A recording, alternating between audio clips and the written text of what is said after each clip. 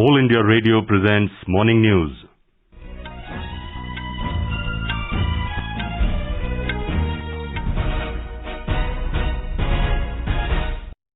Good morning. I am V. Ravi Kumar and with me is Sarabjit Kaur. The headlines. Union Cabinet approves second phase of COVID-19 emergency response package worth over 23,000 crore rupees to strengthen health infrastructure. In its first meeting after expansion, Cabinet also allows Agriculture Produce Market Committees to use 1 lakh crore rupees Agriculture Infrastructure Fund. Prime Minister Narendra Modi terms it important decision for the welfare of farmers. Agriculture Minister Narendra Singh Tomar appeals to farmers to end protest, says government ready for discussions. Prime Minister expresses concern over violation of corona-appropriate behavior, warns single mistake can weaken fight against COVID-19. India's cumulative COVID-19 vaccination coverage reaches nearly 37 crore. National recovery rate improves to 97.18%. External Affairs Minister S. Jaishankar appreciates Russia's timely support to India during second wave of COVID-19 and for Sputnik V vaccination collaboration to embark on a 2-day visit to Georgia from today. US President Joe Biden announces America's military mission in Afghanistan to end on 31st August. Olympics to be held without spectators after Tokyo declares COVID state of emergency. And in Wimbledon tennis, Novak Djokovic to lock horns with Denis Shapovalov, while Matteo Berrettini to take on Hubert Hurkacz in men's semi-final today. Ashley Barty to face Karolina Pliskova in women's singles finals tomorrow.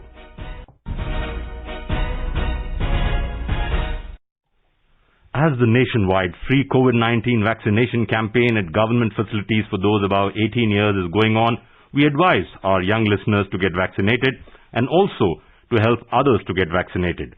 We also advise our listeners not to lower their guard as COVID-19 remains a threat to our health. Please stay at home unless it is essential to go out and continue to follow these 3 simple steps. Wear a face mask, maintain 2 gaz ki duri for social distancing, focus on hand and face hygiene. For any COVID-related information and guidance, contact the national helpline numbers 011-2397-8046 and 1075. And now, the news. The Union Cabinet has approved a new scheme, India COVID-19 Emergency Response and Health System Preparedness Package Phase 2, amounting to 23,123 crore rupees for financial year 2021-2022. Addressing media after the Cabinet meeting in New Delhi last evening, Union Health Minister Mansukh Mandaviya said this scheme aims at accelerating health system preparedness for immediate responsiveness for early prevention, detection and management with focus on health infrastructure development. It also includes pediatric care with measurable outcomes. He said Phase 2 will be implemented from 1st of July this year to 31st March 2022 with central and state share. He said the centre's share of the project will be 15,000 crore rupees and the state share will be 8,123 crore rupees. Package 2 में कुल मिला के 23,123 crore rupees का एक package है। ये package में कुल मिला के केंद्र सरकार और राज्य सरकार दोनों साथ में मिलके उसका इम्प्लीमेंटेशन करेंगे और ये पैसा स्टेट को दिया जाएगा। केंद्र सरकार की ओर से 15,000 करोड़ रुपीस दिया जाएगा और राज्य सरकार 8,000 करोड़ रुपीस निकालेगी। The Health Minister said efforts are aimed at strengthening district and sub-district capacity for an effective and rapid response to the COVID pandemic. He said under the new scheme, states and union territories would be supported to create pediatric units in all 736 districts and also to establish Pediatric Center of Excellence.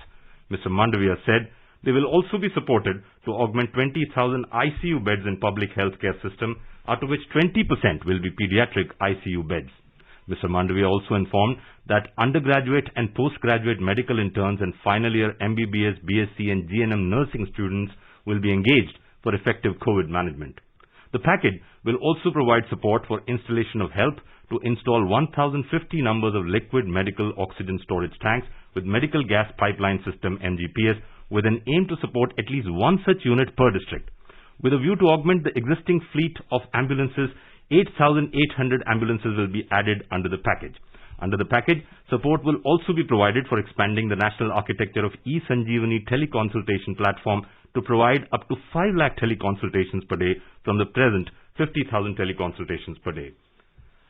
The Union Cabinet has approved amendments to the Coconut Development Board Act 1979 to make it more efficient to carry out the activities of farming and production of coconut.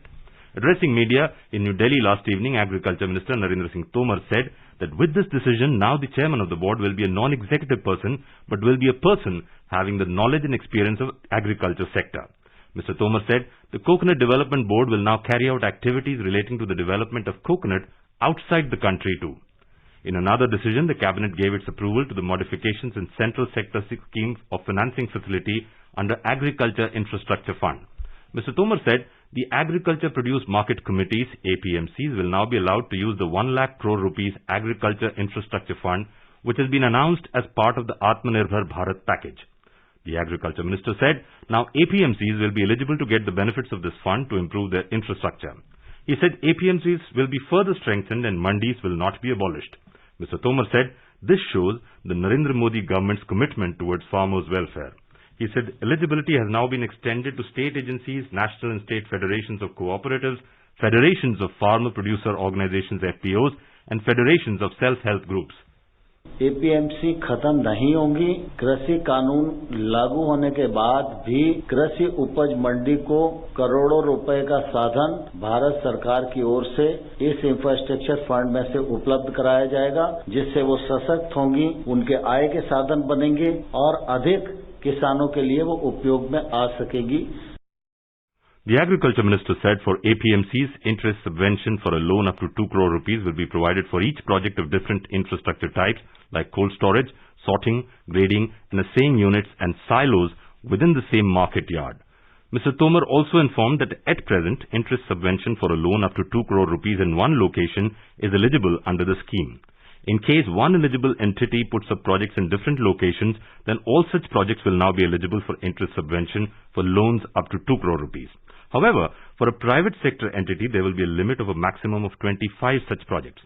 In reply to a question on farmers' agitation on 3 farm laws, Mr. Tomar said the government has repeatedly appealed to farmers' unions that it is ready to discuss with them any proposal related to these laws except their demand of repealing them. He said the government is sensitive to the farmers' issues and the government is making efforts for their empowerment and providing more facilities to them. Mr. Tomar said the 3 laws are also in this direction and the farmers should understand their importance. Mr. Tomar appealed to the farmers to end their protest and take the path of talks as the government is ready to discuss with them.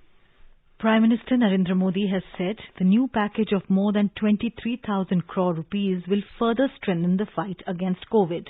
In a tweet, Mr. Modi said that under this, necessary arrangements like pediatric care units to ICU beds, oxygen storage, ambulances and medicines will be made in all the districts of the country. He said that in the cabinet meeting yesterday, important decisions regarding agriculture and farmers' welfare have been taken. He added that in order to empower the mandis, arrangements have also been made for the use of Agriculture Infrastructure Fund. Prime Minister Narendra Modi has expressed concern over the violation of corona-appropriate behavior. Sources say in the meeting of Council of Ministers yesterday, Mr. Modi said over the past few days, pictures and videos of crowded places and people roaming about without masks or observing social distancing have been emerging. He said this is not a pleasant sight and it should instill a sense of fear in us. In the first meeting of the Council of Ministers yesterday after the cabinet expansion, the Prime Minister stressed that powered by COVID warriors and frontline workers, India's fight against the global pandemic is underway with full vigor. Mr. Modi added that at such a time, there should not be any space for carelessness or complacency. He cautioned that a single mistake will have far-reaching impact and weaken the fight to overcome COVID-19. The Prime Minister said that with the numbers being lesser than what they were in the recent months, people may want to venture out, but everyone must remember that the threat of COVID-19 is far from over. Many other nations are seeing surges in infections. The virus is also mutating. The Prime Minister told the Council that as ministers, their aim should not be to instill fear, but to request people to keep taking all possible precautions so that we are able to move beyond this pandemic in the times to come. Mr. Modi also expressed concern at the persistently high number of cases coming from Maharashtra and Kerala. India's cumulative COVID-19 vaccination coverage has reached nearly 37 crore. The Union Health Ministry said more than 36,08,000 vaccine doses were administered yesterday. The new phase of universalization of COVID-19 vaccination commenced from 21st of last month. The ministry said 17,93,000 vaccine doses were administered as first dose and over 1,71,000 vaccine doses given as second dose in the age group 18 to 44 years yesterday.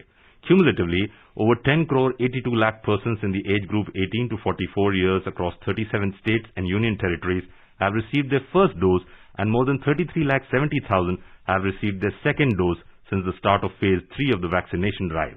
8 states, namely Uttar Pradesh, Madhya Pradesh, Rajasthan, Tamil Nadu, Bihar, Gujarat, Karnataka and Maharashtra, have administered more than 50 lakh first dose of COVID-19 vaccine in the age group 18 to 44 years. The Gujarat government has decided to permit the famous Rath Yatra of Lord Jagannath in Ahmedabad on Monday with the provision of curfew on the route and a ban on prasad distribution. This was announced by the State Home Minister Pradeep Singh Jadeja last evening. Speaking to the media persons at Gandhinagar, the minister said that the decision was taken keeping in view public sentiments and after improvement in the COVID-19 situation in the state. More details from our Ahmedabad correspondent. Gujarat Home Minister Pradeep Singh Jadeja has said that COVID-19 situation in the state is well under control and recovery rate is more than 98%. He said that the state government has decided to permit the Rath Yatra with certain restrictions. Only 3 Raths and a vehicle of Mahant and trustee will be allowed to participate in this traditional Rath Yatra. The people have been asked to remain at home and watch the Rath Yatra live on television. Union Home Minister Amit Shah will attend Mangla Aarti at the Lord Jagannath Temple in the morning, while Chief Minister Vijay Rupani will perform the Pahin ceremony in the presence of limited devotees. He said that the authorities will ensure a strict curfew along the 19-kilometer route of the Rath Yatra, which will have to be finished in 5 hours. Yogesh Pandya, AIR News, Ahmedabad. The recovery rate in the country is now at 97.18%. In Tamil Nadu, 3,211 new cases of COVID-19 were reported yesterday. The state registered a total of 57 deaths in the past 24 hours. 3,565 patients were discharged from the hospital after recovery yesterday. The active cases stand at 33,665. A total of 1,54,763 samples were tested through RT-PCR. Coimbatore district recorded 366 cases, while Erode registered 251 COVID cases in the last 24 hours. Chennai district recorded 189 COVID cases. Kerala has confirmed the presence of mosquito-borne Zika virus infection in the state for the very first time. We have a report. State Health Minister Veena George informed that Zika virus infection was confirmed in a 24-year-old pregnant woman from the state capital Thiruvananthapuram. However, the health condition of the patient is stable now. She was admitted to the hospital due to various symptoms like fever, headache and red rashes. After primary tests, the samples were sent to National Virology Institute, Pune for further examinations. 13 others from Thiruvananthapuram are also suspected to be infected by the Zika virus. The state entomology wing is conducting further studies in the locality. The state health minister had alerted all the 14 districts. Mayusha, AR News from Thiruvananthapuram. You are listening to the morning news on All India Radio. A reminder of the headlines before we move on. Union Cabinet approved second phase of COVID-19 emergency response package worth over 23,000 crore rupees to strengthen the health infrastructure. In its first meeting after expansion, Cabinet also allows agriculture produce market committees to use 1 lakh crore rupees Agriculture Infrastructure Fund. Prime Minister Narendra Modi terms it important decision for the welfare of farmers. Agriculture Minister Narendra Singh Tomar appeals to farmers to end protest, says government ready for discussions. Prime Minister expresses concern over violation of corona-appropriate behavior, warns single mistake can weaken fight against COVID-19. India's cumulative COVID vaccination coverage reaches nearly 37 crore. National recovery rate improves to 97.18%. External Affairs Minister S. Jaishankar appreciates Russia's timely support to India during the second wave of COVID-19 and for Sputnik V vaccination collaboration to embark on a 2-day visit to Georgia from today. US President Joe Biden announces America's military mission in Afghanistan to end on 31st August. Olympics to be held without spectators after Tokyo declares COVID state of emergency. And in Wimbledon tennis, Novak Djokovic to lock horns with Denis Shapovalov, while Matteo Berrettini to take on Hubert Hurkacz in men's semi-final today. Ashley Barty to face Karolina Pliskova in women's singles final tomorrow. For quick news updates round the clock, follow us on our Twitter handle @AIR News Alerts. The Centre is disseminating awareness of national helpline numbers for the benefit of citizens during the COVID-19 pandemic. The helpline number of the Health and Family Welfare Ministry is 1075. The Child Helpline number is 1098. For senior citizens of Delhi, Karnataka, Madhya Pradesh, Rajasthan, Tamil Nadu, Telangana, Uttar Pradesh and Uttarakhand, the helpline number is 14567. The helpline number of the National Institute of Mental Health and Neurosciences, NIMHANS, for psychological support is 08046110007. The Ayush COVID-19 Counselling helpline number is 14443 and MyGov WhatsApp help desk number is 9013151515. External Affairs Minister Dr. S. Jaishankar appreciated Russia's timely support during the second wave of the COVID-19 pandemic in India and also for the Sputnik V collaboration. Russia Direct Investment Fund RDIF is piloting Russia's Sputnik V vaccine, which is partnered with Hyderabad-based Dr. Reddy's Laboratories to supply COVID-19 doses vaccine in India. Dr. Jaishankar is on a 3-day visit to Russia. He also met the Russian Deputy Prime Minister Yuri Borisov yesterday and reviewed the economic cooperation between the two countries. In a tweet, the External Affairs Minister said he held a productive review of economic cooperation with Mr. Borisov, the co-chair of India-Russia Intergovernmental Commission TEC, IRIGC-TEC. The India-Russia Intergovernmental Commission on Trade, Economic, Scientific, Technological and Cultural Cooperation is the apex G2G forum for bilateral economic cooperation. IRIGC-TEC is chaired by the External Affairs Minister from the Indian side and the Deputy Prime Minister from the Russian side. External Affairs Minister Dr. S. Jaishankar will pay a 2-day official visit to Georgia today at the invitation of the Vice Prime Minister and Foreign Minister of Georgia, David Zalkalyani. This will be the first visit of an Indian External Affairs Minister to independent Georgia. During the visit, the External Affairs Minister will have a bilateral meeting with his counterpart covering various aspects of bilateral relations as well as exchange views on issues of regional and global interest.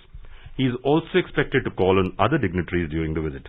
Dr. Jaishankar will also be handing over the holy relic of St. Queen Ketevan of Georgia to the government and people of Georgia. He will also unveil the newly installed statue of Mahatma Gandhi in the city of Tbilisi. The visit would further strengthen the close and cordial relations between India and Georgia.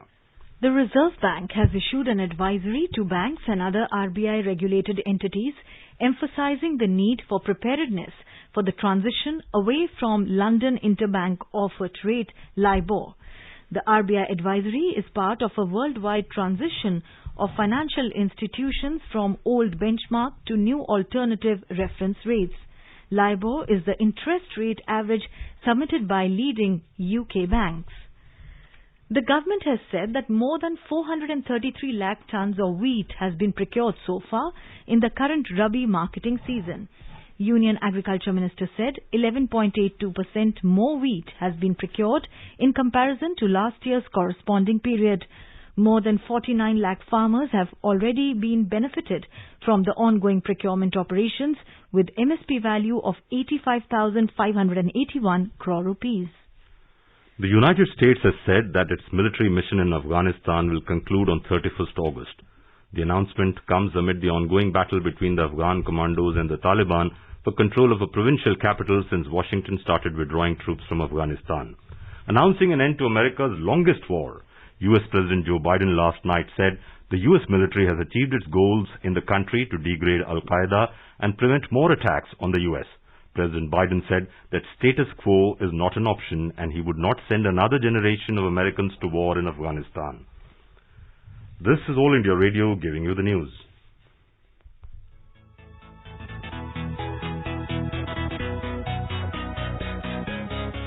दुनिया रंग बिरंगी, खट्टे मीठे रसीले समाचारों का सतरंगी खजाना आकाशवाणी पर। खबरें होंगी हटकर, जानेंगे कुछ अलग, हंसेंगे खुलकर, करेंगे सजग। सुनना न भूलें सोमवार और मंगलवार आज सवेरे तथा शनिवार और रविवार कार्यक्रम परिक्रमा में।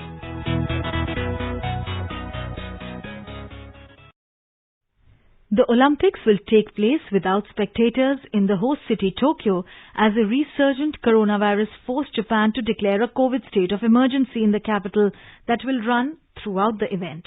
Japan's Minister for the Tokyo 2020 Olympic and Paralympic Games, Tamio Marukawa, made the announcement yesterday, meaning the games will happen mostly behind closed doors. Ms. Marukawa said they reached an agreement on no spectators at venues in Tokyo after talks with local and national government officials, organizers and Olympic and Paralympic chiefs. Most Olympic competition will happen in Tokyo, but a few events will be held outside the Japanese capital. Ms. Marukawa said that in other areas, organizers would decide on concrete measures for spectators after discussions with each local governor. The public has already been asked to stay away from the marathon, which is being held in the northern Hokkaido region to beat Tokyo's summer heat. And large parts of the torch relay traversing the country have also been held behind closed doors because of virus concerns. The spectator decision comes after Japan's government yesterday said that Tokyo would be under a coronavirus state of emergency from 12th of this month to 22nd of August. The measure is much looser than harsh lockdown seen elsewhere, but comes with infections rising in the capital and concern about the increased prevalence of the Delta variant. Odisha government has announced cash rewards for sportspersons from the state who win medals in the Tokyo Olympics. Interacting with the sportspersons through virtual platform yesterday, Chief Minister Naveen Patnaik announced cash rewards of 6 crore rupees for those winning gold, 4 crore for silver and 2.5 crore rupees for bronze medalists from the state. He also announced 15 lakh rupees each to the sportspersons of the state for having qualified for the Tokyo Olympics. Olympians from Odisha this time include athlete Dunti Chand. With only few days to go for Tokyo Olympic Games, All India Radio today talks about medal prospects of the Indian men's hockey team.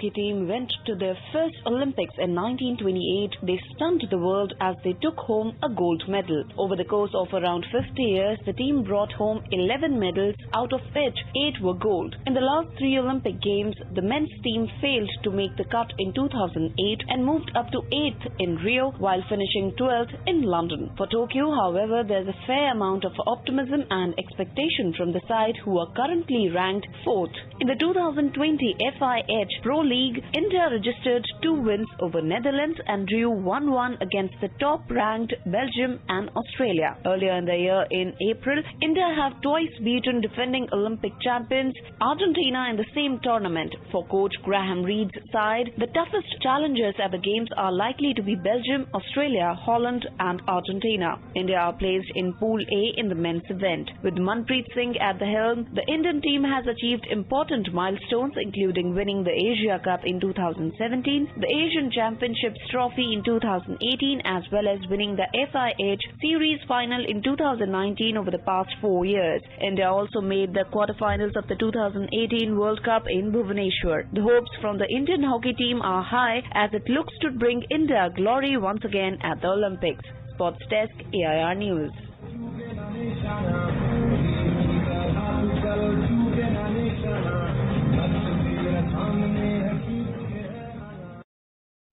Listeners from all corners of the country are participating in the Olympic quiz of AIR News. To participate in the Olympic quiz, tune in to our Sports Scan program every day at 7:20 p.m.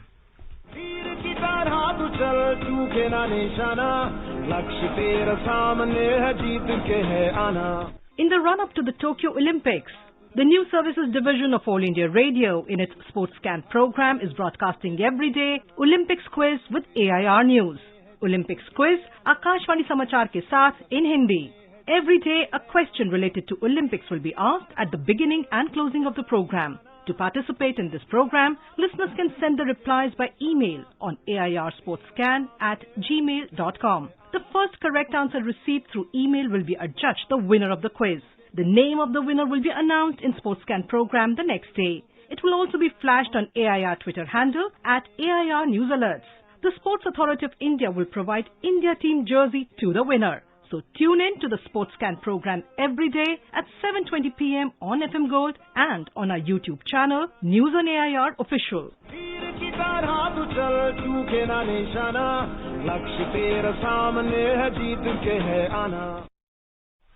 In Wimbledon tennis, top seed Ashley Barty will face 8th seed Karolina Pliskova in the women's singles final in London tomorrow. Barty became the first Australian woman to reach the Wimbledon singles final after 41 years after beating former champion Angelique Kerber 6-3, 7-6 yesterday. The 25-year-old will now aim to emulate Yvonne Goolagong, who won the second of her 2 Wimbledon crowns in 1980. Czech Republic's Karolina Pliskova defeated Belarus's Arina Sabalenka 5-7, 6-4, 6-4 in the second semi-final.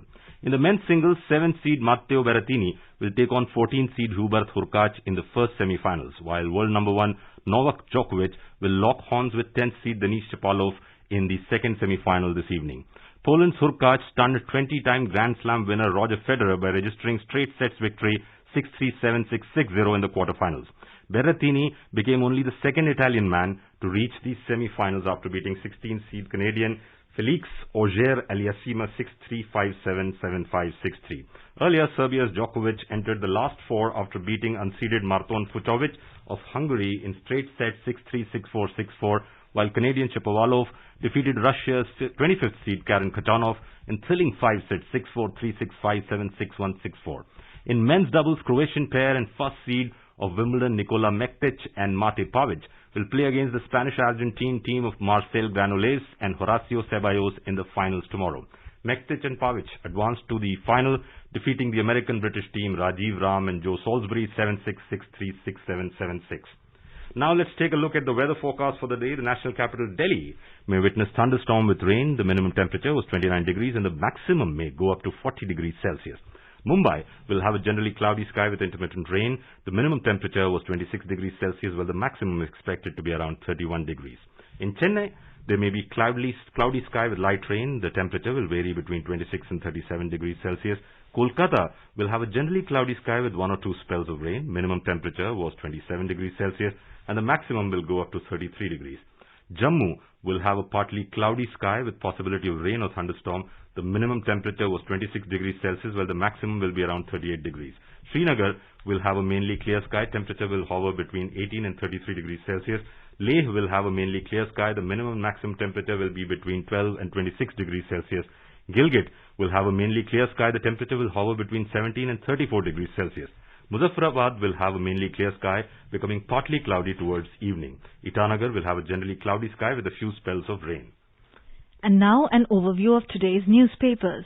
Most newspapers feature the assumption of office of the newly sworn-in ministers prominently on their front page. New mantris take charge.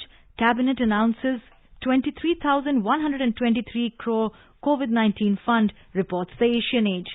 Centre clears 23,000 crore COVID package to boost health infra as third wave looms, writes the Tribune. Hindustan Times features a note of caution from PM Modi. Don't be complacent. Single mistake can derail fight against COVID. The Pioneer headline reads, Government reaches out to Kisan with rupees 1 lakh crore fund via APMC. And finally, vaccine passport concept is now making its way into India as well. And now before we end the bulletin, the headlines once again. Union Cabinet approves second phase of COVID-19 emergency response package worth over 23,000 crore rupees to strengthen health infrastructure. In its first meeting after expansion, Cabinet also allows agriculture produce market committees to use 1 lakh crore rupees agriculture infrastructure fund. Prime Minister Narendra Modi terms it important decision for the welfare of farmers. Agriculture Minister Narendra Singh Tomar appeals to farmers to end protest, says government ready for discussion. Prime Minister expresses concern over violation of corona-appropriate behaviour, warns single mistake can weaken fight against COVID-19. India's cumulative COVID vaccination coverage reaches nearly 37 crores. National recovery rate improves to 97.18%. US President Joe Biden announces America's military mission in Afghanistan to end on 31st August. And in Wimbledon tennis, Novak Djokovic to lock horns with Denis Shapovalov, while Matteo Berrettini to take on Hubert Hurkacz. And with that, we end the morning news. Have a nice day.